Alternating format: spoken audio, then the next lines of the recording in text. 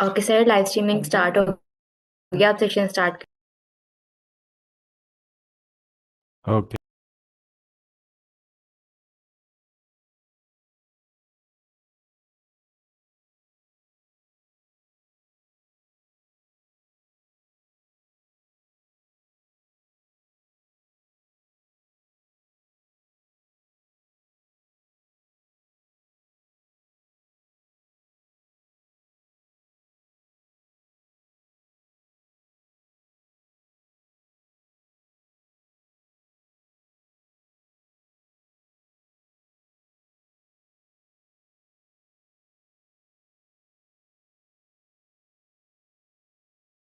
बिस्मिल्लाहिर्रहमानिर्रहीम रबिज़िद नीलमा। आज का मैं सेशन मैम सताइश फातमा ने कवर करना था, लेकिन वो अवेलेबल नहीं है। That's why I am delivering today's session. तो कोई रिवाइज करना चाहेगा? कल कल क्या कवर हुआ था या कहाँ तक हम पढ़ चुके हैं अबाउट पैंडास?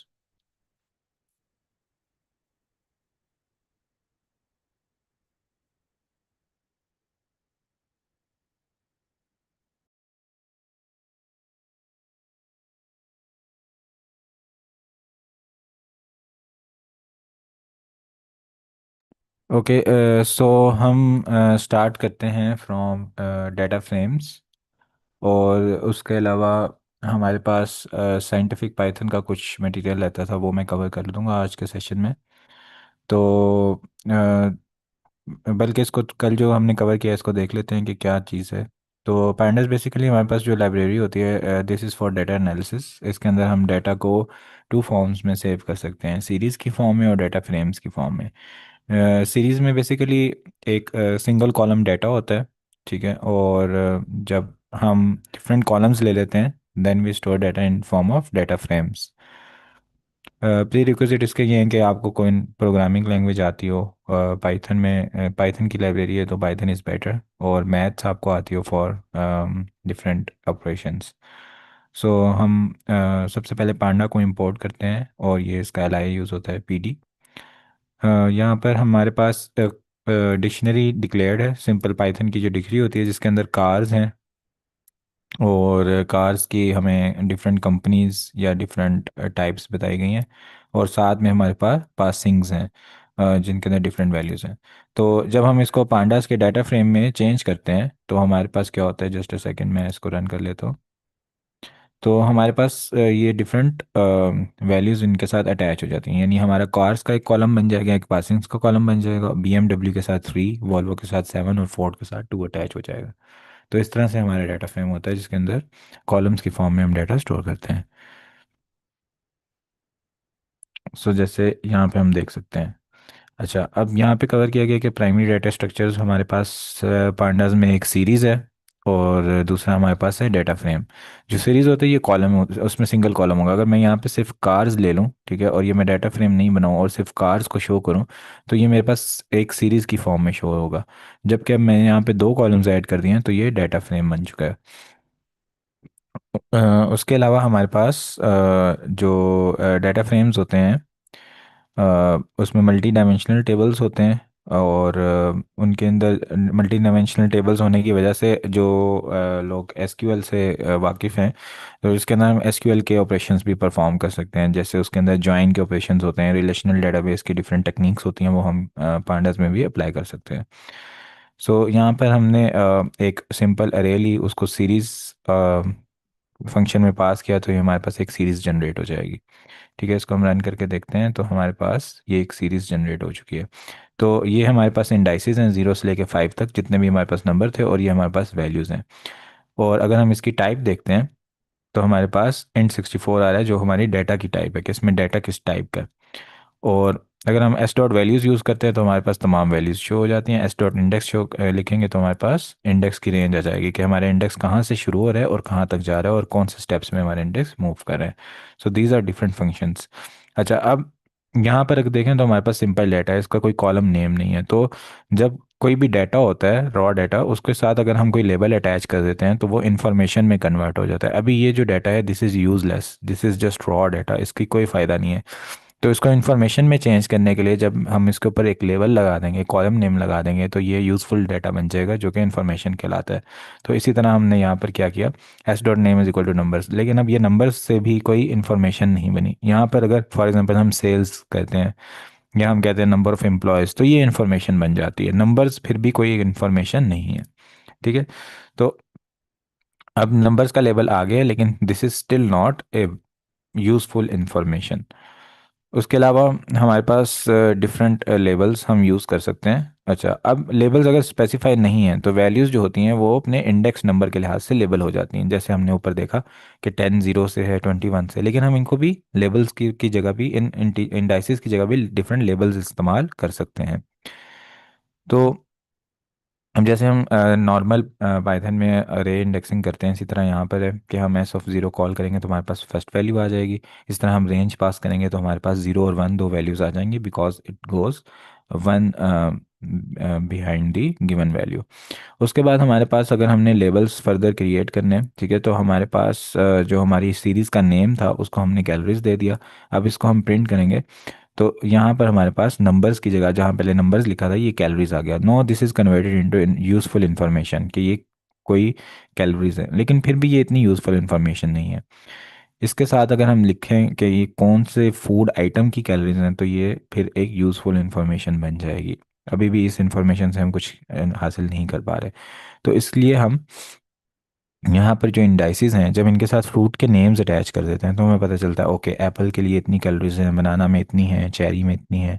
तो now it is a useful information, it is an useful information, it is a useful information. Okay. So ये हमारे पास डिफरेंट सीरीज़ के फंक्शंस हैं। अच्छा, अब जैसे हम इंडाइसिस को पहले यूज़ कर रहे थे, एस ऑफ ज़ीरो से हमारे पास पहला नंबर आ जाता है, तो अब इंडाइसिस की जगह हमारे ये नंबर ये सॉरी नेम्स आ चुके हैं। तो हम इन नेम को एज इंडेक्सिंग इस्तेमाल कर सकते हैं। तो हम लीची को पास करेंगे तो हमारे पास 40 शो हो जाएगा। तो this is just like dictionary, जैसे पाइथन में एक डिक्शनरी होती है, ये की होती है, साथ वैल्यू होती है। So this series is just like a dictionary. अब हमारे पास की वैल्यू ऑब्जेक्ट्स सीरीज़ में, जैसे मैंने पहले ऊपर मेंशन कर दिया कि एक डिक्शनरी की तरह ही होती है, तो यहाँ पर अगर हम एक डिक्शनरी लें और इसको फिर सीरीज़ में कन्वर्ट करें तो हमारे पास ये की बन जाएगी और ये उसकी वैल्यू बन जाएगी। तो इसको हम देख भी लेते हैं। तो ये हमारे पास कीज़ बन चुकी हैं और ये इनकी वैल्यूज़ बन चुकी हैं। और ये जो हमारे पास सीरीज़ है इसका जो नेम है वो कैलोरीज बन चुका है, क्योंकि हमने यहाँ पर पास किया। उसके बाद हम जब इसको प्रिंट करेंगे तो हमारे पास ये पूरा प्रिंट हो जाएगा एक सीरीज़ की प्रॉपर विजुअल फॉर्म में। और इसकी जो टाइप है वो भी शो हो रही है कि this data is in float. अच्छा, अब हमारे पास कंडीशनल सिलेक्शन होती है कि मेरे पास तमाम वो वैल्यूज़ आ जाएं जो ग्रेटर देन वन है। तो उसके लिए मैं लिखता हूँ वाई, जैसे हम नम पाई में लिखते थे। तो जहाँ जहाँ मेरे पास ग्रेटर देन वन वैल्यूज़ हैं वहाँ वहाँ ट्रू आ जाएगा और अगली बाकी जगहों पर फॉल्स आ जाएगा। जब मैं इसको एज ए इंडेक्स पास करूँगा तो जहाँ जहाँ मेरे पास ट्रू वैल्यू है मेरे पास सिर्फ वो वैल्यूज़ रिटर्न हो जाएंगी। तो अब मैंने इसको एज इंडेक्स इसमें पास किया, सिर्फ जो ट्रू फॉल्स वाली मेरी अरे थी, तो मेरे पास जहाँ जहाँ ट्रू था सिर्फ वो वाली चीज़ें आ जाएंगी। इसके अंदर अगर आप देखें तो यहाँ पर हमारे पास ये फॉल्स है ऑरेंजेस के आगे, तो जो रिजल्ट है इसमें ऑरेंज नहीं होगा। इसी तरह जहाँ जहाँ फॉल्स था वो रिजल्ट में नहीं आएंगे। उसके अलावा हम जो कंडीशंस पास कर रहे हैं as in dices true and false, उसके अंदर हम डिफरेंट लॉजिकल ऑपरेटर्स भी लगा सकते हैं, एंड और इसके अलावा एक्स और ये तमाम ऑपरेटर्स आप लगा के वो भी पास कर सकते हैं। जैसे हमने दो कंडीशंस पास की हैं, दो बाउंड्स हमने पास कर दिए कि वैल्यू जो है वो हमारी लेस देन वन होनी चाहिए, ग्रेटर देन 0.5 होनी चाहिए, हमने बाउंड पास कर दिया। तो इस बाउंड के पास करने से अब हमारे पास ये इसका एंड ऑपरेटर लगेगा, दोनों जब कंडीशन जहाँ पर ट्रू होंगी वो वैल्यू हमारे पास रिटर्न हो जाएंगी। इसी तरह हम कोई वैल्यू अपडेट करना चाहते हैं तो हम जो इंडेक्स है उसका वो पास करके वैल्यू, जहाँ पे अब मैंगो के आगे 8 लिखा है मैं इसको 2.8 करना चाहता हूँ। तो अब ये 2.8 से अपडेट हो जाएगा। अब मैं दोबारा इसको सीरीज़ को प्रिंट करूँगा तो मेरे पास मैंगो के आगे 2.8 लिखा है। तो इस तरह हम डिफरेंट वैल्यूज़ को अपडेट कर सकते हैं। सो नेक्स्ट हमारे पास यहाँ तक सीरीज़ का टॉपिक एंड होता है। नेक्स्ट हमारे पास है डेटा फ्रेम्स। सो डेटा सेट्स जो हमारे पास पैंडास में होते हैं यूजली मल्टी डायमेंशनल टेबल्स होते हैं जिनको डेटा फ्रेम्स बोला जाता है। जो सीरीज़ था आपने देखा था कि उसके अंदर सिंगल कॉलम्स थे और जब हमें कुछ कॉलम्स की वैल्यूज़ के साथ लेबल असाइन करने पड़ते हैं तो हमें इंडाइसेस की जगह करना पड़ता है। हम अलग से कोई डिफरेंट कॉलम्स नहीं बना सकते कि हमारे पास एम्प्लॉय के नेम्स आ जाएं, उनके एड्रेसेस आ जाएं, उनकी एज आ जाए, सैलरी आ जाए। तो इस तरह हम नहीं कर सकते। तो इसलिए हमारे पास मल्टी डायमेंशनल टेबल्स आते हैं जिनको डाटा फ्रेम्स बोला जाता है। सीरीज़ जो है वो सिंगल कॉलम की तरह होता है, एक वेक्टर की तरह होता है, जबकि डाटा फ्रेम एक होल टेबल होता है जिसके अंदर मल्टी कॉलम्स होते हैं। ठीक है। तो यहाँ पर हम देखते हैं कि सबसे पहले हमने इंपोर्ट किया पांडास को एज पीडी, और हमारे पास एक डिक्शनरी नॉर्मल है जिसके अंदर डाटा है। उसमें हमारे पास जो कैलोरीज है उसकी जगह अब हम देखें तो तीन वैल्यूज़ हमारे पास यहाँ पर पास हो रही हैं, और ड्यूरेशन है उसके अंदर भी ये तीन वैल्यूज़ पास हो रही हैं। अब जब हम सीरीज़ बनाते हैं तो सीरीज़ बनाते हुए क्या होता है कि कैलोरीज का एक हमारे पास जो होता है कॉलम, और साथ में जो दूसरी वैल्यूज़ होती हैं ये आपस में लिंक हो जाती हैं। ठीक है, 420 50 के साथ 380 40 के साथ नहीं, बल्कि सीरीज़ में नहीं, ये शुरू में ही हमने देखा था कि ये हो रही थी। सीरीज़ में हमारे पास सिर्फ एक कॉलम ही होता है। ठीक है। तो यहाँ पर अब क्या होगा कि कैलोरीज का अलग कॉलम बन जाएगा, ड्यूरेशन का अलग कॉलम बन जाएगा, और 420 50 380 40 390 45 ये आपस में लिंक हो जाएंगे। तो इसको हम शो करते हैं। तो यहाँ पर हमारे पास ये शो हो गया। ये शुरू में जो हमने बिल्कुल स्टार्ट किया था इस लाइब्रेरी को, तो वहाँ पर ये एग्जांपल मेरे ख्याल से गिवन थी। तो ये हमारे पास अब एक कॉलम बन चुका है कैलोरीज का, और एक अब ड्यूरेशन का बन चुका है।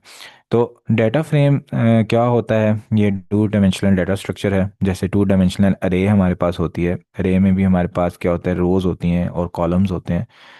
इसमें भी हमारे पास डिफरेंट रोज़ होती हैं और डिफरेंट कॉलम्स होते हैं। It is just like two dimensional array और table with rows and columns. अब दोबारा से ये डाटा शो किया गया है, और दिस इज सेम कोड। यहाँ पे जस्ट माई वेरिएबल को अगर आप प्रिंट करें तो इसकी ये वैल्यूज़ आ रही हैं। ठीक है, जो हमारे पास वेरिएबल है। और यहाँ पे अगर हम डाटा फ्रेम को प्रिंट करें तो ये हमारे पास एक टेबल उस तरह से ही आ रहा होगा। तो इसमें और इसमें कोई डिफरेंस नहीं है कोड में। अच्छा, अब हम देख लेते हैं कि हम लोकेट कैसे कर सकते हैं। लोकेट बेसिकली इस तरह है कि जैसे हम पहले एक इंडेक्स पास करते थे तो उसके हमारे पास तमाम वैल्यूज़ आ जाती थी। तो लोकेट भी उसी तरह है कि ये इंडेक्स जब आपने पास करना है तो उसके लिए आप लोकेट एट्रीब्यूट यूज़ करते हैं। तो आप यूज़ करेंगे df.loc, और उसके अंदर अगर ज़ीरो पास करेंगे तो हमारे पास जो ज़ीरो रो है उसकी तमाम वैल्यूज़ आ जाएंगी। तो इसको हम प्रिंट करते हैं। तो हमारे पास अगर देखा जाए तो कैलोरीज आ गई हैं 420 और ड्यूरेशन आ गया 50। तो ये हमारे पास ज़ीरो रोज़ की तमाम वैल्यूज़ हैं। इसके बाद हमारे पास अगर हम डिफरेंट रोज चाहते हैं तो हम इसको एक टू डायमेंशनल, जैसे यहाँ पे अगर आप देखें सिंगल स्क्वायर ब्रैकेट्स हैं, एक सिंगल वैल्यू हमने पास की है। अगर हम मल्टीपल वैल्यूज़ पास करना चाहते हैं तो हम इसको टू डायमेंशंस में पास करते हैं। और अब हमारे पास ज़ीरो और वन दोनों रोज़ जो हैं वो रिटर्न हो जाएंगी। तो यहाँ पर हमारे पास दोनों रोज़ आ चुकी हैं। सो जब हम ये ब्रैकेट्स यूज़ करते हैं आउटर ब्रैकेट्स के अंदर स्क्वायर ब्रैकेट्स दोबारा से, तो रिजल्ट जो होता है ये डाटा फ्रेम की फॉर्म में रिटर्न होता है, जबकि यहाँ पर जो डाटा रिजल्ट होता है ये सीरीज की फॉर्म में हमारे पास रिटर्न होता है। उसके बाद हमारे पास क्या है कि दोबारा जैसे हमने सीरीज में इंडाइसेस को नेम्ड कर दिया था, हम डाटा फ्रेम में कैसे नेम्ड कर सकते हैं। तो उसके लिए हम क्या करेंगे, ये हमारा जो डाटा है उसको हम डाटा फ्रेम में पास करेंगे, और साथ हमारे पास जितनी वैल्यूज़ हैं इंडेक्स इज इक्वल टू एक लिस्ट बना देंगे और उसमें उनके लेबल्स को पास कर देंगे। तो ये हमारे पास इनके लेबल्स क्रिएट हो जाएंगे। So this is how we can name indices. उसके बाद इसी तरह हमने जैसे लोकेट का आर्गुमेंट या फिर हमने एट्रीब्यूट यूज़ किया था, और उसको ज़ीरो पास करके वन पास करके हमने रोज़ गेट कर ली थी। अब हमारी ज़ीरो वन के बजाय day two day one day three आ गया, तो हम डे टू इसमें पास करेंगे तो हमारे पास डे टू रिटर्न हो जाएगा। और इसके बाद अगर हमने, अच्छा यहाँ के इसके बाद से जो है ना वो फाइल हैंडलिंग है कि हमारे पास कोई फाइल है, उस फाइल को हम रीड करते हैं। ठीक है। और रीड करने के बाद हम उस फाइल पर कुछ ऑपरेशंस परफॉर्म कर सकते हैं। ठीक है, हमने कोई CSV फाइल होती है, कॉमा सेपरेटेड वैल्यूज़ फाइल, उसको हमने रीड कर लिया तो उसके लिए हम pd.read_CSV ये फंक्शन यूज़ करते हैं और उसको फाइल का नेम पास कर देते हैं, हमारी ये फाइल रीड हो जाती है। अच्छा, फाइल रीड करने के बाद जब हम इसको टू स्ट्रिंग करेंगे तो ये हमारे पास स्ट्रिंग में कन्वर्ट हो जाएगी और इंटायर डाटा फ्रेम हमारे पास प्रिंट हो जाएगा। अच्छा, अब मैं ये देख लेता हूँ यहाँ पर कोई फाइल अपलोडेड है या नहीं।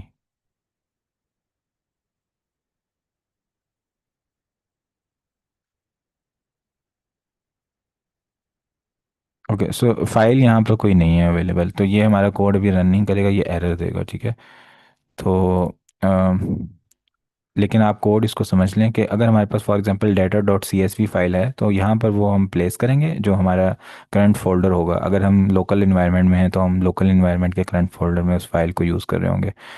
तो उसको हम इस तरह से ओपन कर सकते हैं। फिर हम उसको इसी तरह D F is equal to जब करेंगे तो ये डी एफ वेरिएबल में हमारी फाइल सारी रीड हो जाएगी। ठीक है, रीड सी एस वी करके जो फाइल का नाम, तो ये वेरिएबल में रीड हो जाएगी। हम प्रिंट डी एफ करेंगे तो हमारे पास उसकी सारा जो शो हो जाएगा उसका जो इंटायर डाटा फ्रेम है। अच्छा, अब इसके ऊपर अगर जस्ट अ सेकेंड। अच्छा, अब हमारे पास अगर हमने देखना हो कि हमारे पास मैक्सिमम रोज कौन सी हैं, ठीक है, तो हम ये फंक्शन यूज़ कर सकते हैं P D dot options dot display dot max rows. इससे हमारे पास जो मैक्स रोज होंगी वो शो हो जाएंगी कि हमारे पास सिस्टम में मैक्सिमम रोज कितनी स्टोर हो सकती हैं। अच्छा, अब अगर फॉर एग्जांपल हम इसको अपडेट करना चाहते हैं, यहाँ पे इसने कोई वैल्यू रिटर्न की कि आप मैक्सिमम इतनी रोज स्टोर कर सकते हो, एक टाइम पे इतनी रोज को आप डिस्प्ले कर सकते हो, तो हम इसकी वैल्यू को अपडेट कर देंगे। तो हमारे पास ये वैल्यू अपडेट होगी तो उतनी रोज हमारे पास एक टाइम पे शो हो जाएंगी। और इसके बाद जो ये कोड है दिस इज़ अब यहाँ पर फॉर एग्जांपल हमारे पास एक डिक्शनरी है जो जेसन की फॉर्म में है, या फिर पाइ जेसन हमारे पास जस्ट पाइथन डिक्शनरी की तरह होता है। यहाँ पर हमारे पास कुछ मेटा डाटा हम स्टोर करते हैं जेसन के कोड में। तो हमारे पास क्या है, यहाँ पर एक डाटा है जिसके अंदर ड्यूरेशन है, ड्यूरेशन में डिफरेंट इंडाइसेस हैं, आगे वैल्यूज़ हैं, फिर पल्स है उसमें भी इंडाइसेस हैं, फिर वैल्यूज़ हैं, फिर मैक्स पल्स है, फिर कैलोरी, ये डिफरेंट कॉलम्स हैं। तो इनको भी जब हम डाटा फ्रेम में पास करेंगे तो हमारे पास जो क्या होगा, ये डाटा फ्रेम के अंदर डिफरेंट कॉलम्स बन जाएंगे और इसके अंदर डिफरेंट रोज बन जाएंगी। ठीक है, और उसके ऊपर भी हम वो तमाम फंक्शंस परफॉर्म कर सकते हैं जो पांडास के फंक्शंस हैं। तो जैस basically this code is to show कि जेसन में आपका जो मेटा डाटा होता है उस मेटा डाटा को भी आप पांडास के डाटा फ्रेम में कन्वर्ट करके उसके ऊपर ऑपरेशंस परफॉर्म कर सकते हैं। अच्छा, अब ये फिर वही कोड है कि अगर फॉर एग्जांपल हमारे पास कोई data C S V file है और तो उसके अगर हमने फर्स्ट एलिमेंट्स देखने हैं। अच्छा, हम data D S V C S V file मेरे पास नहीं है, लेकिन इसकी बजाय हम कोई डाटा फ्रेम बना लेते हैं। ठीक है, तो ऊपर से मैं डाटा फ्रेम उठा लेता हूँ कोई। ओके, सो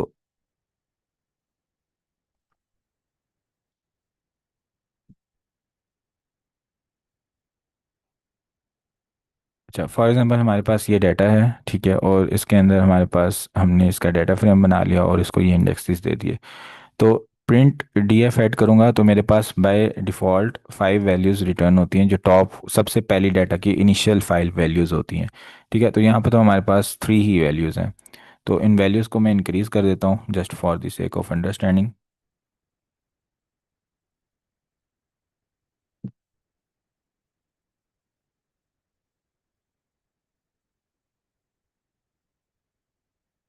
ओके,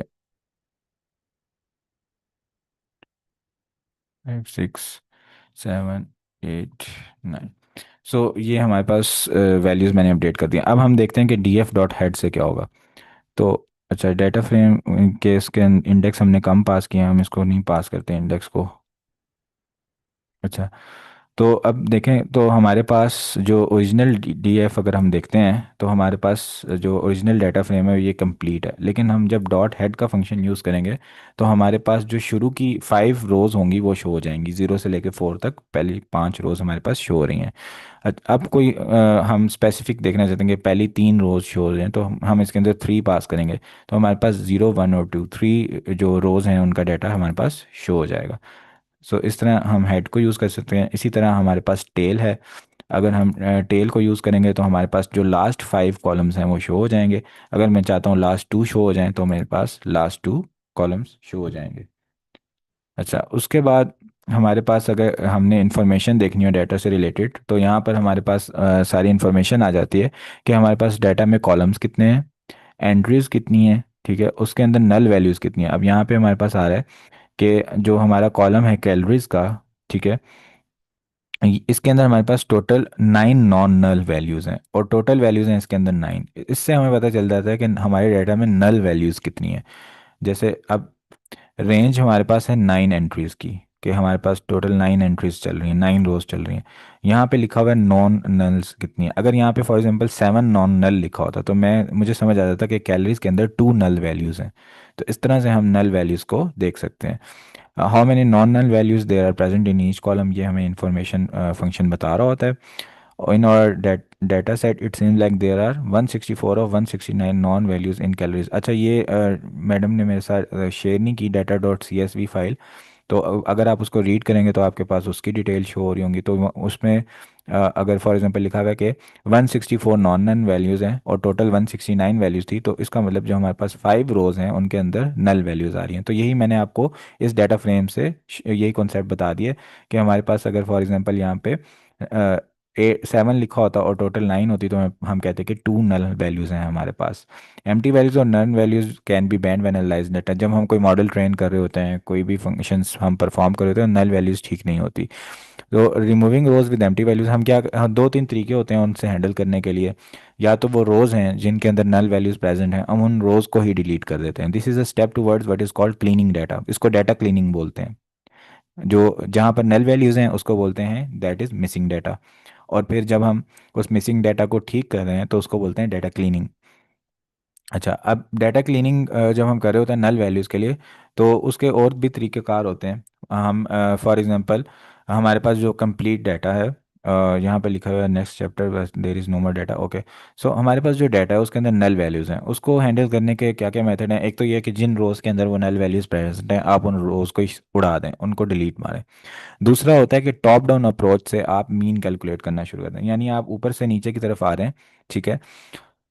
तो आप एंड शुरू से लेकर एंड तक जाएं उस रो में जिसमें नल वैल्यू प्रेजेंट है, और नल वैल्यू के अलावा जितनी वैल्यूज हैं उनका एक मीन ले लें और नल वैल्यू की जगह उस मीन को प्लेस कर दें।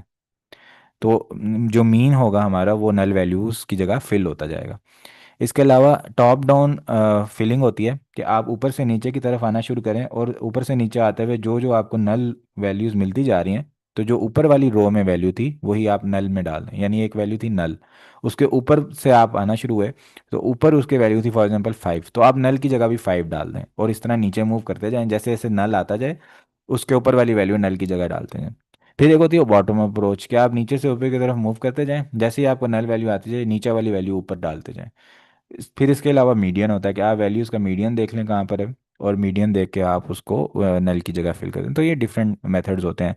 या फिर नल को वैल्यूज़ की जगह आप ज़ीरो भी प्लेस कर सकते हैं। तो हमारा बस नल वैल्यूज़ को हमने इस तरह कैटर करना होता है। This is data cleaning basically. और ये हमने हमें कैसे पता चलता है, ये पता चलता है हमारे आउटपुट से कि हम किस तरह की वैल्यूज़ यूज़ करके एक्यूरेसी ज़्यादा आ रही है, अच्छा आउटपुट आ रहा है, वही वैल्यूज़ हम यूज़ करते हैं। तो यहाँ पर हमारी पांडास की लाइब्रेरी एंड होती है। इसमें किसी का कोई भी क्वेश्चन हो तो आप पूछ सकते हैं, या कोई ऐड करना चाहे अगर।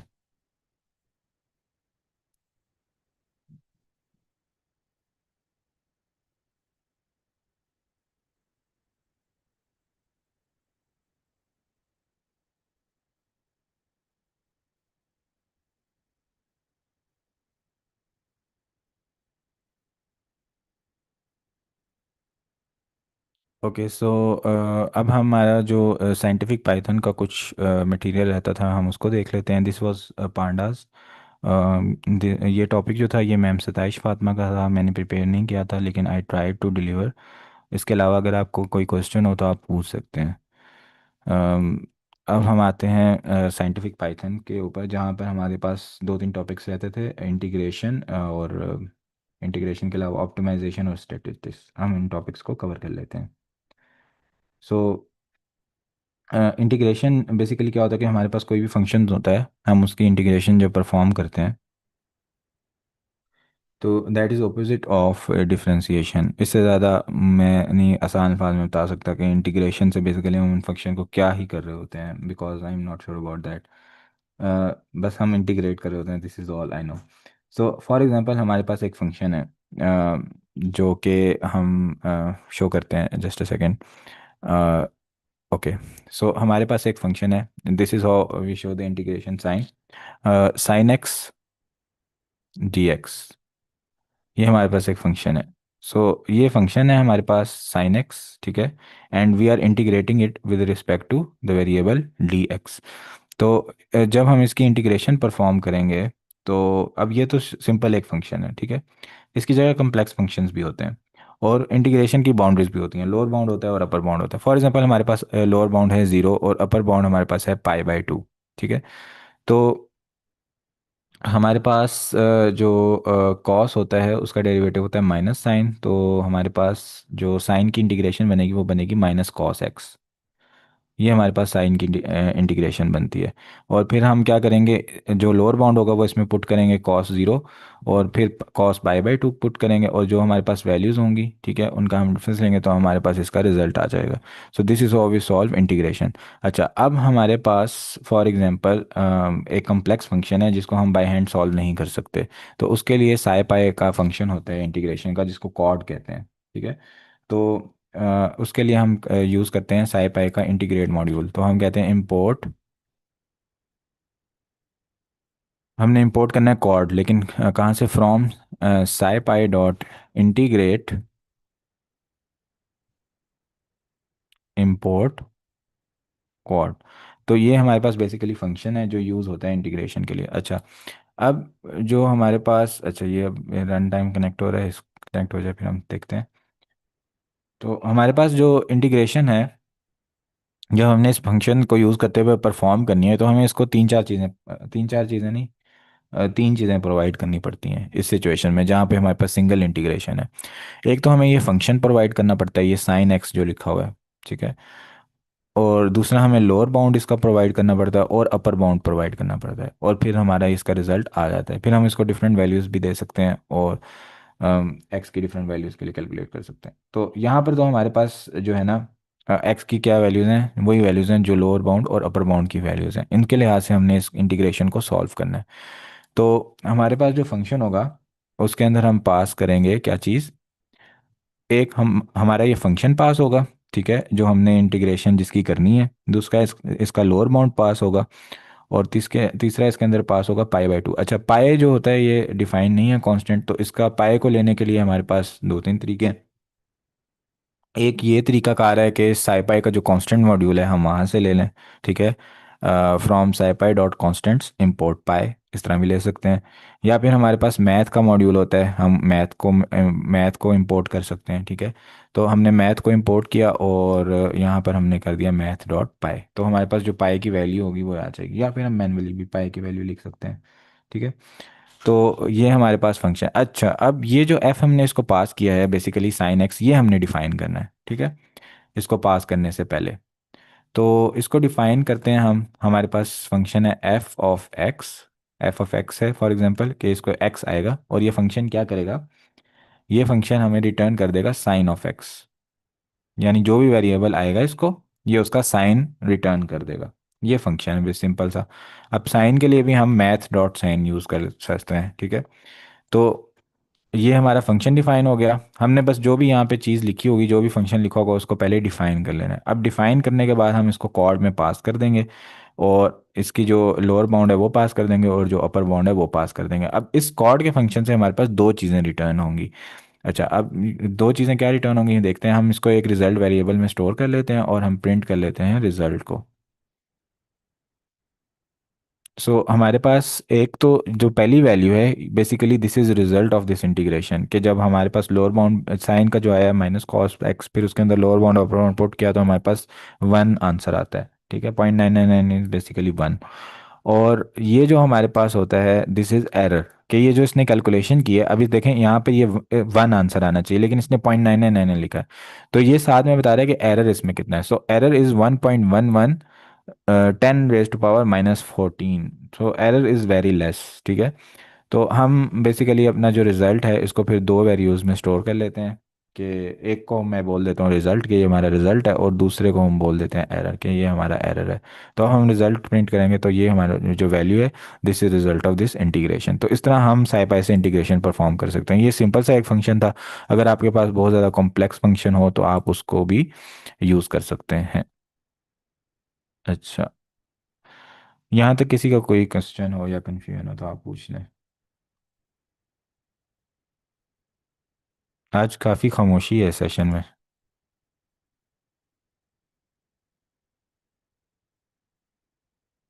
अच्छा, जैसे हमारे पास सिंगल इंटीग्रेशन थी, इसी तरह हम डबल इंटीग्रेशन भी परफॉर्म कर सकते हैं। तो वही हमारे पास फ्रॉम scipy डॉट इंटीग्रेट, पहले हमने कॉल किया था फंक्शन कॉड। तो जो हमारे पास डबल इंटीग्रेशन होती है उसके लिए होता है डबल कॉड।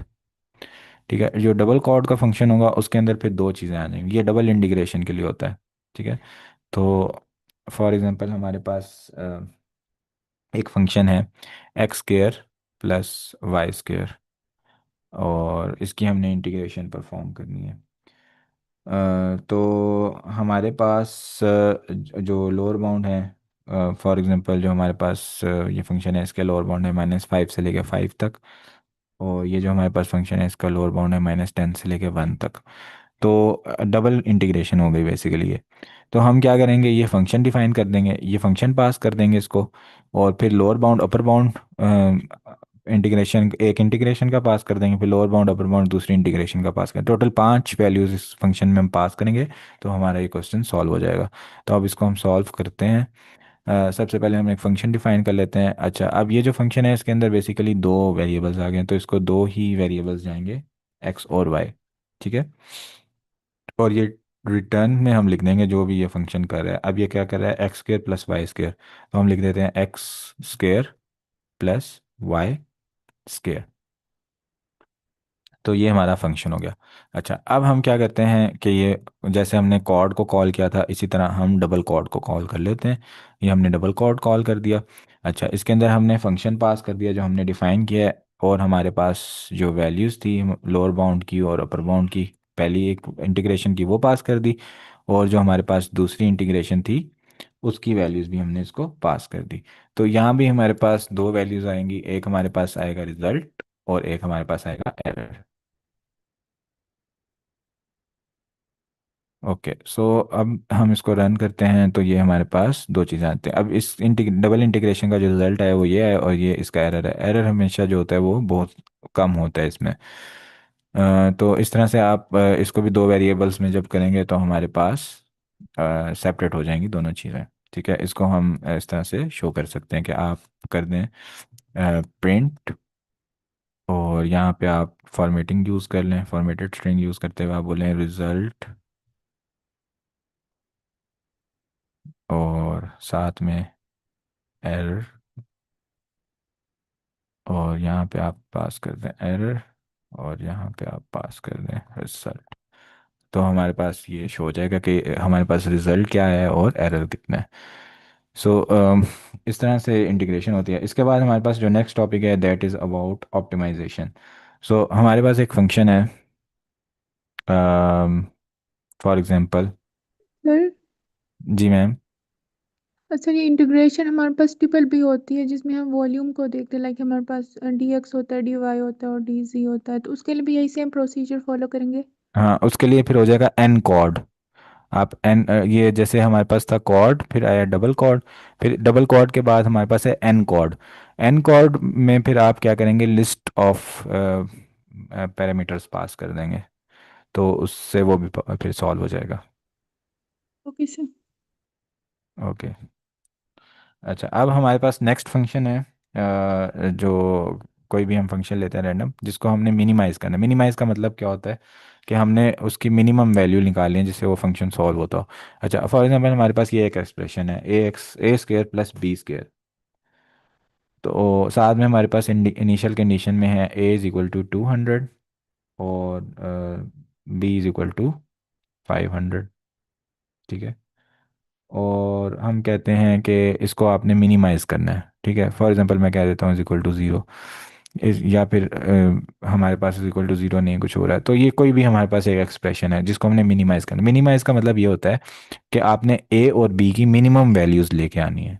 ठीक है, तो अब ये सिंपल सी चीज़ है, लेकिन अगर इक्वेशन हमारे पास कम्प्लेक्स हो, एक्सप्रेशन कम्प्लेक्स हो, तो ये डिफरेंट डिफ़िकल्ट होता है काफ़ी प्रोसेस। लेकिन सिंपल से मैं आपको इसलिए समझा रहा हूँ ताकि समझ आ जाए। ठीक है, तो हम क्या करेंगे, हमारे पास जो मॉड्यूल है साइपा का ऑप्टिमाइज। ठीक है, ऑप्टिमाइज, इससे इंपोर्ट कर लेंगे मिनिमाइज। ठीक है, तो ये हमारे पास इंपोर्ट हो गया। अच्छा, इसके इंपोर्ट होने के बाद अब हमने फंक्शन डिफाइन करना है। अब फंक्शन में हमारे पास दो वैल्यूज आएंगी, एक हमारे पास वैल्यू होगी। अ, अच्छा, यहाँ पे हम क्या करते हैं, एक numpy की अरे को यूज़ कर लेते हैं, क्योंकि वहाँ पे हम यहाँ पर हमने इनिशियल वैल्यूज़ पास करनी है मिनिमाइज फंक्शन को। तो मिनिमाइज जो फंक्शन होता है ये बेसिकली एक अरे की फॉर्म में इनिशियल वैल्यूज़ को लेता है। ठीक है, यानी इसको मैं एक्स नॉट बेसिकली पास करूँगा। ठीक है, जिसके अंदर मेरे पास ए की वैल्यू होगी, पहला जीरो इंडेक्स पे 200 लिख दूंगा और वन इंडेक्स पे 500 लिख दूंगा। ये मेरा हो जाए एक्स नॉट। तो अच्छा, इसको मैं डिफाइन भी यहाँ पे कर देता हूँ। जो एक्स नॉट मैंने पास करना है, जो मेरी इनिशियल वैल्यूज़ हैं बेसिकली, इसको मैं कह लेता हूँ एन पी डॉट अरे, और इसमें मैं पास कर देता हूँ पहली वैल्यू है मेरे पास 200 और दूसरी वैल्यू है मेरे पास 500। अच्छा, ये काम करने के लिए मुझे करना पड़ेगा नमपाई को इम्पोर्ट, तो मैं नमपाई को भी इम्पोर्ट कर लेता हूँ। ओके, सो ये मेरे पास अब एक्स नॉट की वैल्यू मैंने डिक्लेयर कर दिया है। अच्छा, अब मिनिमाइज में मैंने एक तो एक्स नॉट की वैल्यू पास करनी है, दूसरा मैंने अपना फंक्शन पास करना है, और तीसरा मैंने अपना मेथड पास करना है कि किस मेथड के थ्रू मैं मिनिमाइज करना चाह रहा हूँ।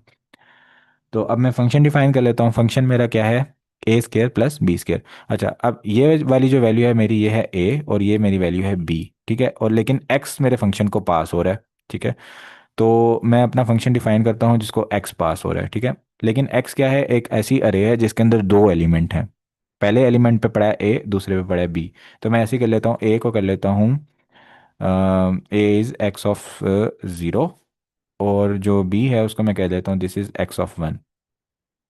तो अब क्या हुआ कि मेरे पास फंक्शन में जो अरे पास हुई जिसके अंदर दो एलिमेंट थे, पहले एलिमेंट को मैंने बोल दिया ए और दूसरे एलिमेंट को मैंने बोल दिया बी। ठीक हो गया। अब मैं कर देता हूँ रिटर्न ए स्केयर प्लस बी स्केयर। ये मैंने इसका फंक्शन डिफाइन कर दिया। अच्छा, अब फंक्शन भी डिफाइन हो गया और इनिशियल वैल्यू जो मैंने बताई थी वो भी मैंने एक अरे की फॉर्म में डिफाइन कर दिया। अब जस्ट मैंने ये फंक्शन कॉल करना है जो मेरा मिनिमाइज का फंक्शन है। तो जैसे हम पहले यूज़ करें रिजल्ट इज इक्वल टू, अच्छा कॉर्ड में भी इसी तरह था, हमने इसी तरह के आर्गुमेंट्स पास किए थे, मिनिमाइज में भी इस तरह।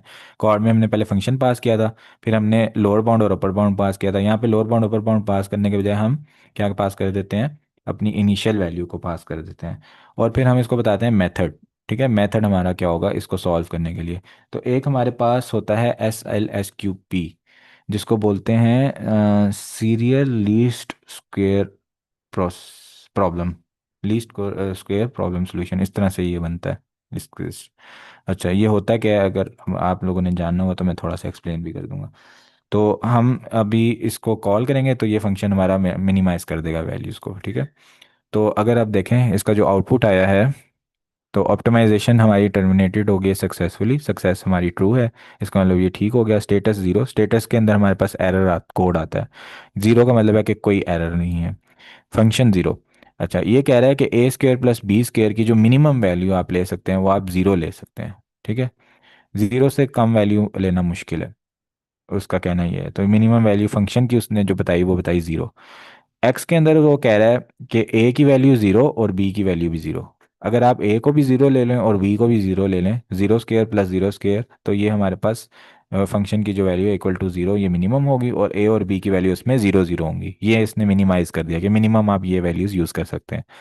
अच्छा, अब बाकी इसका अपना डाटा है कि ये क्या कर रहा है। NIT का मतलब है नंबर ऑफ आइट्रेशंस, के इसको दो आइट्रेशन करनी पड़ी एक्स और वाई की, ए और बी की मिनिमम वैल्यूज़ निकालने के लिए। एट द कंप्लीशन जो हमारे पास जैकोबी था वो हमारे पास इसके इक्वल था, वो कह रहा है इससे कम मैं नहीं कर सकता। और जो हमारा फंक्शन एवेलुएशन था उसके अंदर फंक्शन एवेलुएशन के लिए अंदर इसके 7 स्टेप्स लगे, और जैकबीज एवेलुएशन नंबर इसके दो लगे, कि दो बार इसको जैकबी वाली आइट्रेशन करनी पड़ी। और मल्टीप्लायर्स यहाँ पे कोई नहीं है, वो जब हम इसके अंदर फर्दर बाउंड्स लगाते हैं या फिर कोई कंस्ट्रेंट्स लगाते हैं तो फिर ये मल्टीप्लायर्स भी आ जाते हैं। तो ये हमारे पास बेसिकली एक फंक्शन हमने पहले डिफाइन कर दिया, उसकी इनिशियल वैल्यूज़ हमने जानबूझ के 200 500 पास कर दी, और कि हमें वो काम करके दिखाए अपना कुछ। तो उसने बता दिया कि ज़ीरो ए की वैल्यू ले लें और बी की वैल्यू भी ज़ीरो ले लें, तो ये मिनिमम हमारे पास आउटपुट देगा फंक्शन की, जो कि ज़ीरो के इक्वल होगी। इसमें किसी का कोई भी क्वेश्चन हो तो आप पूछ लें। सर ये मेथड थोड़ा सा एक्सप्लेन कर दे, ये क्या चीज़ है? SLSQP, अच्छा ये ना बेसिकली क्या करता है, लीस्ट स्क्वेयर के जरिए सोल्यूशन फाइंड आउट करता है, और एक स्लोप में जाता है, और स्लोप में जाते हुए ये वैल्यूज लेके आता है। अच्छा, यहाँ से हम इसको बल्कि देख लेते हैं, SLSQP एल्गोरिदम। ग्रेडियंट्स को और स्लोप को यूज़ करता है ये। Yes, sequential least square programming.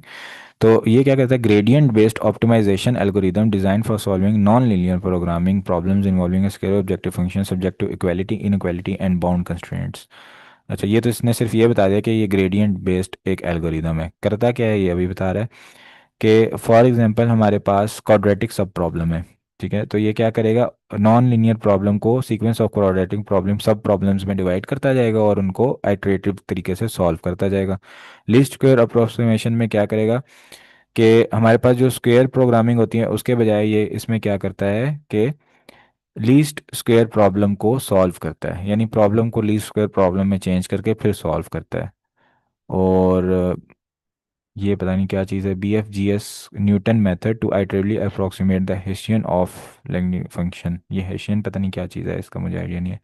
Constraint handling इसके अंदर सबसे इंपॉर्टेंट चीज़ है कि अब हम इसको कोई अगर कंस्ट्रेंट प्रोवाइड करते हैं कि फॉर एग्जांपल हम कहें कि ए जो है हमारा, ये हमेशा 10 से बड़ा ही आपने लेके आना है और बी हमेशा 100 से छोटा लेके आना है, तो वो इसको बड़े अच्छे से हैंडल करता है एक्टिव स्ट्रेस स्ट्रेटजी के ज़रिए, जो कंस्ट्रेंट एक्टिव होती हैं उनको अपनी लिमिट में रखते हुए। और बस अभी इतना ही समझने के लिए काफ़ी है मेरे ख्याल से। इसका कोई ग्राफ अगर आए तो। अच्छा। क्योंकि ये थोड़ी कम्प्लेक्स चीज़ कौन सा है यहाँ काम पे। करना?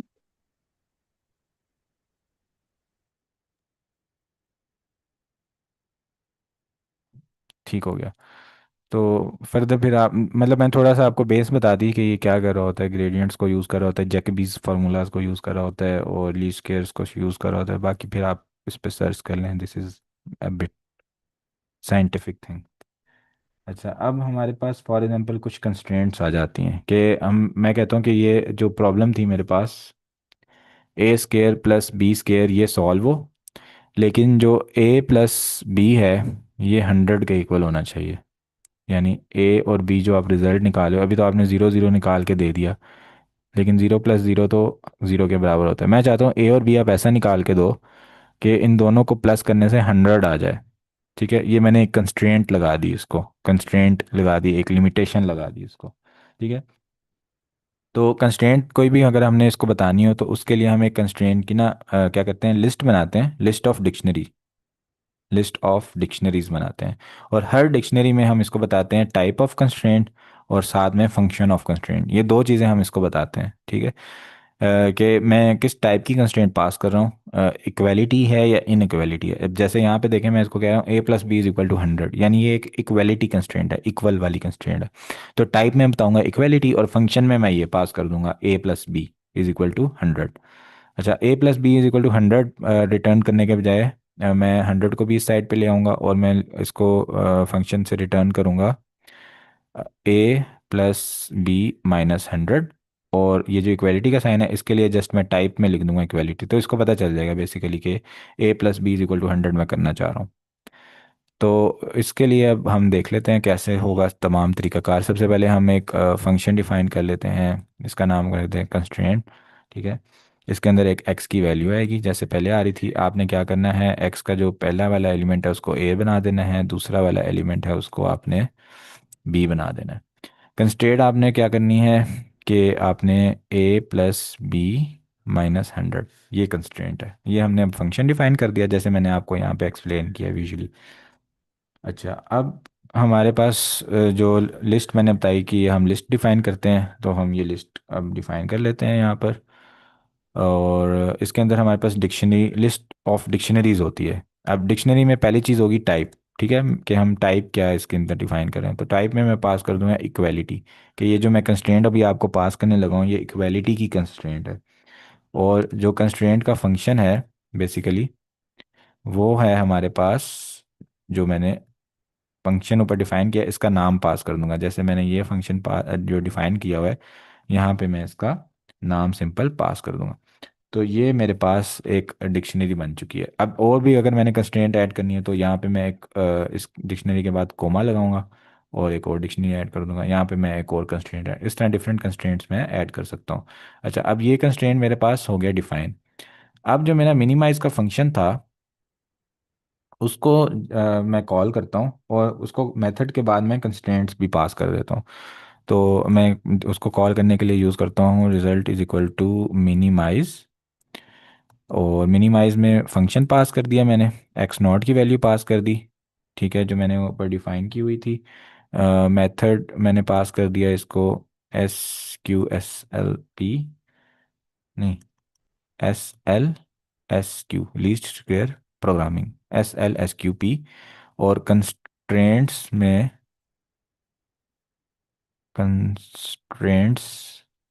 में मैंने इसको पास कर दी लिस्ट, ये वाली जो मैंने अभी बनाई है, ये वाली लिस्ट, ये पास कर दी। तो अब इसको मैं रन करता हूँ। अच्छा, फंक्शन कॉलन कंस्ट्रेंट, ये एक एरर आया है।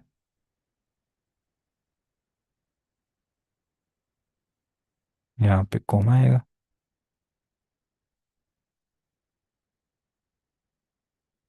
ओके, सो ये रन हो गया, ठीक है। अब इसका हम रिजल्ट भी देख लेते हैं क्या आया। तो इसका जो रिज़ल्ट है बेसिकली ये कह रहा है ऑप्टिमाइजेशन हमारी सक्सेसफुली टर्मिनेट हो गई है, सक्सेस ट्रू, एरर कोई नहीं है। जो फंक्शन मिनिमाइज़ किया है तो मिनिमम वैल्यू वो कह रहा है उसकी 5,000 लेके आ सकता हूँ, एक्स की वैल्यू वो कह रहा है 5 × 10⁻⁻1, और वाई भी 5 × 10⁻⁻1, यानी 50 वो कह रहा है एक्स होगा और 50 ही वाई होगा। तो अगर आप देखें, तो अगर मैं ले लूँ ए को 50 और बी को 50, तो ये दोनों प्लस होके 100 बनाते हैं। तो इसने बेसिकली कंस्ट्रेंट पूरी कर दी है। और ये जो 50 का स्केयर इसने लिया, तो हमारे पास जो आंसर आ रहा है वो आ रहा है 5,000 इन दोनों को ऐड करने से। और ये नंबर ऑफ आइट्रेशंस इसको लगी, ये फंक्शन एवेलुएशंस लगी, ये जैकोबिज एवेलुएशन लगी, और ये मल्टीप्लायर्स आ गए। सो this is basically with constraint. अच्छा, अब हम इसके अंदर एक और चीज़ देखते हैं, बाउंड। बाउंड कंस्ट्रेंट तो ये है कि A+B करने से 100 आना चाहिए, या A डिवाइड B करने से ये आना चाहिए, या A-B करने से ये आना चाहिए। बाउंड ये होता है कि एक रेंज होती है नंबर की, कि A और B मेरे इस रेंज से लेके इस रेंज तक होने चाहिए, ठीक है। फॉर एग्जांपल मैं एक रेंज डिफाइन करता हूँ 10 से लेके 60 तक। मैं कहता हूँ कि मेरा जो A और B है वो 10 से लेके 60 के दरमियान होना चाहिए, ठीक है। तो ये बेसिकली होता है बाउंड, इस बाउंड्री में होना चाहिए 10 से 60 तक, ए और बी दोनों, ठीक है। तो इसके लिए हम क्या करेंगे, एक बाउंड का बनाएंगे टपल, ठीक है। तो ये हो गया हमारे पास bound dot N P array, और इसके अंदर हम पास कर देंगे 10 और 60। अच्छा, ये मैंने इसको बता दिया कि ये आपके पास लोअर बाउंड है और ये अपर बाउंड है, ठीक है। ये लोअर बाउंड और अपर बाउंड बता दिया। ये तो मैंने सिर्फ अब लोअर बाउंड और अपर बाउंड बताया। अब मैंने बाउंड्स एक बेसिकली बनानी है अपनी वैल्यू वेरिएबल, और इसके अंदर मैंने पास करना है कि ए के लिए क्या बाउंड है और बी के लिए क्या बाउंड है, ठीक है। यहाँ पे मैंने पास कर दिया, ये मेरा ए का बाउंड है और ये मेरा बी का बाउंड है, ये मेरी ए की लोअर और ये मेरी ए की अपर बाउंड्री है, ठीक है। तो इस तरह हम पास कर दिया। अच्छा, अब ये फंक्शन जो है हमारे पास, इसको हम कॉल करते हैं, और कंस्ट्रेंट्स के बाद हम इसको पास कर देते हैं bounds is equal to bounds.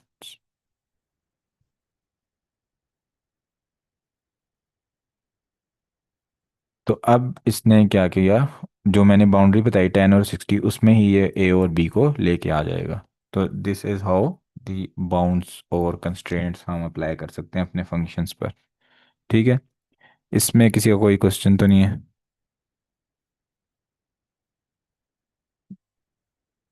अच्छा, अब हम थोड़ा सा देख लेते हैं स्टैट्स को। स्टैट्स में मीन्स, स्टैंडर्ड डेविएशन, इस तरह की चीज़ें होती हैं।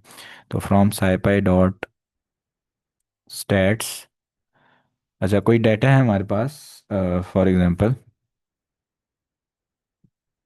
डिफरेंट वैल्यूज़ हैं, मैं चाहता हूँ मुझे इसका मीन और इस तरह की जो भी स्टैटिस्टिक्स वाली चीज़ें हैं वो पता चल जाए। तो मैं पहले एक डाटा जनरेट कर लेता हूँ।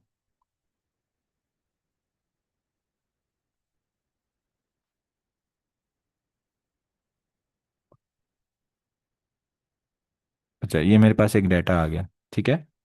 तो अब मैंने इस डाटा की सारी चीज़ें निकालनी, तो उसके लिए हमारे पास होता है एक फंक्शन डिस्क्राइब, ठीक है। तो from scipy dot stats import describe, इस डिस्क्राइब फंक्शन में मैं डाटा पास करता हूँ, ठीक है। Result is equal to describe, और इसमें मैंने डाटा पास कर दिया, और मैं रिजल्ट को प्रिंट करता हूँ कि इसमें क्या मेरे पास सूरत हाल आई है डाटा की। तो डिस्क्राइब रिजल्ट में इसने क्या बता दिया है, number of binaries, min max, और हमारे पास मिनिमम वैल्यू है -1.91 और मैक्सिमम वैल्यू है 0.53, और मीन इसका बता दिया इसने -0.22 आ रहा है, वेरिएंस इसने बता दी है 0.71, स्क्यूनेस बताई है -1.22, और कर्टोसिस इसका बताया है 0.288। ये हमारे पास डिफरेंट वैल्यूज़ आ गई हैं, ठीक है, डिस्क्राइब के फंक्शन से। और इसके अलावा हमारे पास नॉर्मल डिस्ट्रीब्यूशन होती है, उससे हम अपनी अरे को कंपेयर करके कम्युलेटिव डिस्ट्रीब्यूशन, और पीपीएफ होती है एक, प्रोबेबिलिटी पॉइंट फ्रीक्वेंसी, और एक चीज़ होती है रैंडम डाटा क्रिएशन, वो चीज़ देख लेते हैं। तो अच्छा, फॉर एग्जांपल इसके लिए हमारे पास एक लाइब्रेरी है नॉर्म, ठीक है, ये हमने इंपोर्ट करनी है from scipy dot stats import norm. ये नॉर्म हमारे पास इंपोर्ट हो गई, ठीक है। अब नॉर्म बेसिकली कैसी होती है कि नॉर्मल डिस्ट्रीब्यूशन मैंने करनी है। फॉर एग्जांपल मेरे पास मैं एक वेरिएबल बनाता हूँ डिस्ट्रीब्यूशन, और डिस्ट्रीब्यूशन में मैं नॉर्म पास करूँगा, और इसको मैं पास करूँगा अपना मीन और अपनी वेरिएंस, ठीक हो गया। तो मेरे पास नॉर्मल डिस्ट्रीब्यूशन आ जाएगी एक, इसको अब देखते हैं। ये फंक्शन मेरा एक डिफाइन हो जाएगा, ठीक है, जिसके अंदर हमारे पास ये मीन हो गया और ये वेरिएंस हो गया। अच्छा, अब हम क्या करते हैं, एक डाटा ले लेते हैं, ठीक है। फॉर एग्जांपल मैंने एक अरे ले ली, np डॉट अरे, और उसमें मैंने पास कर दी डिफरेंट वैल्यूज़, जिनमें मैं मीन रख रहा हूँ 0, और डिफरेंट वैल्यूज़ मैं ले रहा हूँ, ठीक है। अच्छा, मैंने जानबूझ के ये वैल्यूज़ ले ली कि जिसमें मीन मेरा 0 है और डिस्ट्रीब्यूशन मेरी 2 तक जा रही है, ठीक है। अच्छा, अब मैंने ना इसको इस अरे में डिफरेंट पॉइंट्स की सीडीएफ निकालनी है। सीडीएफ बेसिकली क्या होती है कि फॉर एग्जांपल मेरे पास ये डिस्ट्रीब्यूशन बनी हुई है, ये है मेरे पास मीन 0, ठीक है, ये मेरे पास है 1, और ये सॉरी -1, और ये है मेरे पास -2। अब मैंने देखना है कि मेरे कितने पॉइंट्स जो हैं वो -1 तक आ रहे हैं, ठीक है, यानी कर्व के नीचे वाला एरिया टिल -1, इसको बोलते हैं कमुलेटिव डिस्ट्रीब्यूशन -1 की, ठीक है। और अगर मैंने देखना हो पॉइंट, ऐसा पॉइंट जिसकी कमुलेटिव डिस्ट्रीब्यूशन ये हो, जैसे फॉर एग्जांपल -1 की मेरे पास कमुलेटिव डिस्ट्रीब्यूशन आ जाती है 30%, के 30% डाटा मेरे पास -1 तक है। अब पीपीएफ एक और चीज़ होती है, फ्रीक्वेंसी पॉइंट, के 30% पास करूँ अगर मैं, तो मुझे ऐसा पॉइंट बताओ कि वो उस प्रोबेबिलिटी हो कि मेरा डाटा उसके अंदर आए, तो मेरे पास वापस रिटर्न होगा -1। यानी बेसिकली पीपीएफ जो होता है that is inverse of, PPF is equal to inverse of CDF, cumulative distribution का इनवर्स होता है, ठीक है। तो ये इन चीज़ों को हम देख लेते हैं कि मेरे पास ये तमाम पॉइंट्स आए, और ये मैंने एक फंक्शन डिफाइन कर दिया नॉर्मल डिस्ट्रीब्यूशन का। अच्छा, अब मैं क्या करता हूँ, ये जो मैंने फंक्शन डिफाइन किया है डिस्ट्रीब्यूशन डॉट, इसके अंदर अब मैं सी डी एफ कॉल करता हूँ इस अरे पे, तो मेरे पास तमाम पॉइंट्स की जो कम्युलेटिव डिस्ट्रीब्यूशन है वो रिटर्न हो जाएगी। तो मेरे पास जो -2 है उसके अंदर 15% डाटा है, जो मेरे पास -1 है उसमें 30% डाटा है, जो 0 है उसमें 50% डाटा है, जो 1 है उसमें 70% डाटा है, और जो मेरे पास 2 है उसमें 84% डाटा है। तो ये मेरे पास बेसिकली कमुलेटिव एरिया आ गया उसके नीचे, ठीक है। अब अगर मैंने चेक करना हो कि मेरे पास 50% डाटा कहाँ लाई कर रहा है, किस पॉइंट तक मेरे पास 50 डाटा, तो मैं 50% के लिए इसके अंदर 0.5 पास करता हूँ, ठीक है। तो मेरे पास ये बता देगा कि 0 पॉइंट पे आपका 50% डाटा है। अच्छा, अगर फॉर एग्जांपल मैं इसको रन करता हूँ,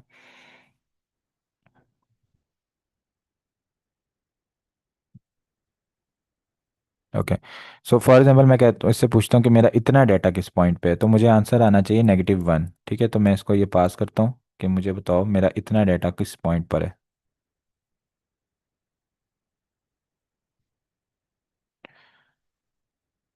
तो ये मेरे पास आंसर आ गया है -1। ठीक है, -0.999999 का मतलब है कि -1 के इक्वल ही मेरा तकरीबन आंसर आया approximately. So this is basically PPF. इसके अलावा टी टेस्टिंग होती है। दैट इज़ इजी कॉन्सेप्ट कि हमारे पास दो डेटाज हैं, उनके अंदर डिफरेंट मीन्स होते हैं, उनको आपस में रिलेट करते हैं। फॉर एग्जांपल, एक कंपनी में एक क्वालिटी एश्योरेंस का ऑफिसर है, वो चेक करता है कि जो हमारे पास लिक्विड बॉटल्स में फिल हो रहा है, is that up to the required quantity. कि वो फॉर एग्जांपल 500 ml की बोतल्स जो है ना, कोका कोला की कंपनी में हाफ लीटर की बोतल में 500 मिलीलीटर कोका कोला डाली जाती है। तो वहाँ पे एक सिस्टम है जो चेक करता है कि क्या 500 मिलीलीटर्स डाली जा भी रही है या नहीं। तो उसके लिए एक सेंसर है जो वेट लेता है उस लिक्विड का, या जब वो लिक्विड पास हो रहा है नोजल में से तो वो कैलकुलेट कर लेता है उसका वॉल्यूम। ठीक है, वॉल्यूम कैलकुलेट करने के बाद वो डिफरेंट वैल्यूज़ को नोट करता रहता है। फॉर एग्जांपल, वैल्यू आती है 499, कभी आती है 501, कभी आती है 505, कभी आती है 510, कभी आती है 495, कभी आती है 480। तो ये एक डाटा बिल्कुल इकट्ठा हो गया। अब आप क्या कर सकते हैं, इसकी टी टेस्टिंग कर सकते हैं। टी टेस्टिंग से पता चल जाएगा कि वाकई ही 500 ml डाटा हो रहा है या नहीं। तो इसके अंदर एक पी वैल्यू रिटर्न होती है। अगर पी वैल्यू सिग्निफिकेंस में आ गई है, दैट इज़ 0.05, तो फिर तो ठीक है। लेकिन अगर उससे बहुत कम है हमारे पास पी वैल्यू, तो इसका मतलब कि जो बॉटल फिलिंग है उसमें कुछ हेरा फेरी हो रही है। सो this is basically concept of T testing. तो ये भी हम साइपाई के स्टैट्स में परफॉर्म कर सकते हैं। यहाँ तक किसी को कोई क्वेश्चन हो तो आप पूछ लें, नहीं तो फिर हम इस कोर्स को और इस सेशन को एंड करते हैं। This was our last session, और यहाँ पे हमारी कंक्लूजन होती है।